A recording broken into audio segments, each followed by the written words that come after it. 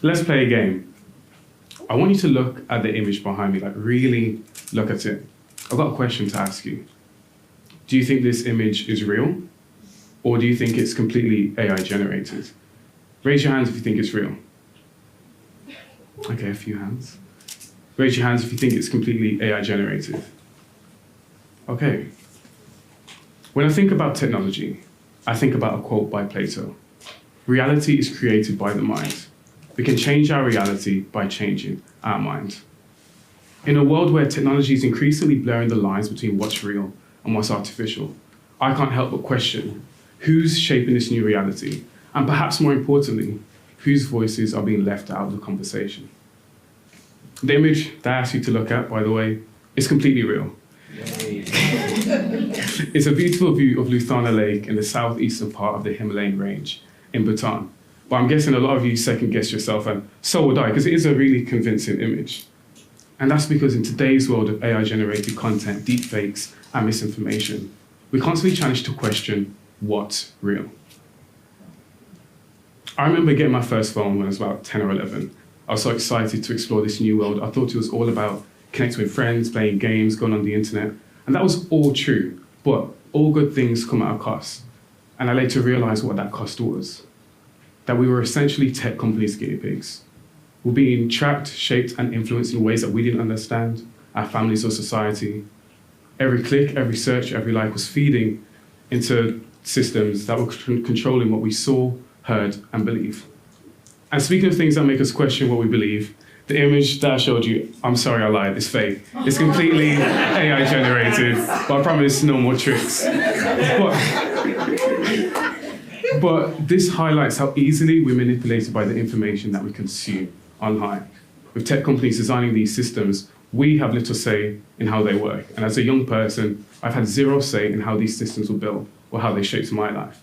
It's like being handed keys to a car only to realize I was never in the driver's seat. So what happens when young people are continually left out of the conversation? What are the real world consequences here in the UK, and how is this manifested into the challenges we now need to tackle as a society? The mental health crisis here in the UK, especially amongst young people, has been extremely exacerbated by social media platforms prioritising engagement over well-being. With the 2017 study done by the Royal Society of Public Health, finding Instagram to be the most harmful platform to young people's mental health for those aged 14 to 24.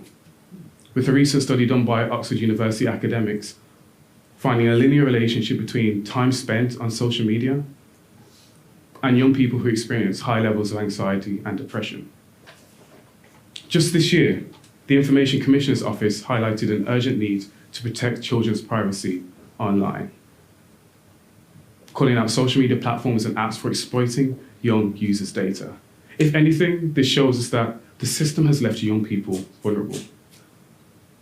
I've been a political and social activist and advocate now for over 10 years.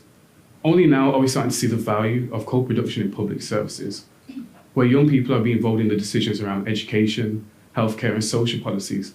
But it's taken far too long to get to this point. We're at the cusp of a digital revolution. We can't afford to wait another 10 years to come to the same realization that young people should be shaping technology. That's why we need a solution here in the UK. But before we build, what can we learn from what's already working around the world? Take Encode Justice. They're a youth-led movement fighting for ethical AI. They played a key role in passing America's first policy governing the use of AI in nuclear weapon systems, ensuring that AI enhances human decision-making, not replaces it. And in California, they co-sponsored SB 1047, a landmark AI safety law that requires rigorous testing of advanced AI systems to protect public safety. Or take Youth for Privacy, another global movement advocating for stronger data protection laws. They partnered with the UN Office of Disarmament to host privacy workshops worldwide and influenced the UN Global Digital Compact, an international agreement between governments worldwide to uphold international law and human rights online. If anything, these movements show that when young people are empowered, they create change, provide solutions, and demand technology that serves everyone equally. And here in the UK, we have a chance to build on their success. and design a future where young people are at the heart of technology's policy, governance, and development. Not just passive consumers drowned out by louder, older, and more powerful stakeholders, but the actual architects and the influencers. And here's what that future could look like.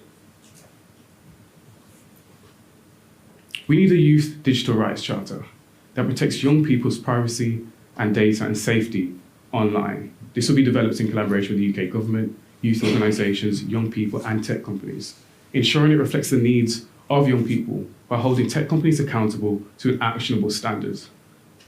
Let's teach young people how to responsibly engage with technology by developing a digital citizenship curriculum that will be integrated in youth organisations and schools nationwide, covering AI, online mental health, digital ethics, and data privacy, giving them the tools to navigate the digital world confidently and safely. Imagine young people partnering with independent auditors to assess tech companies on their ethical practices. Youth-driven tech audits would focus on algorithmic bias, transparency, and data protection.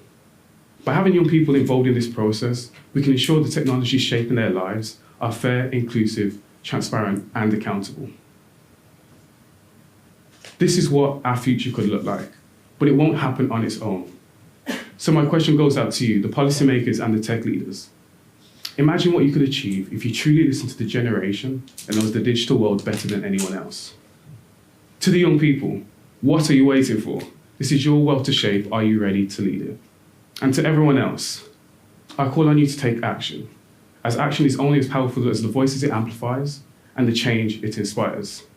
As for these, clearly this time AI-generated images behind me, they try to depict that vision.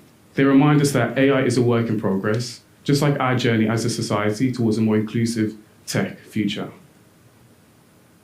The future of technology isn't just about what we build. It's about who gets to build it.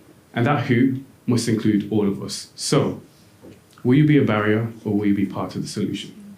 Thank you.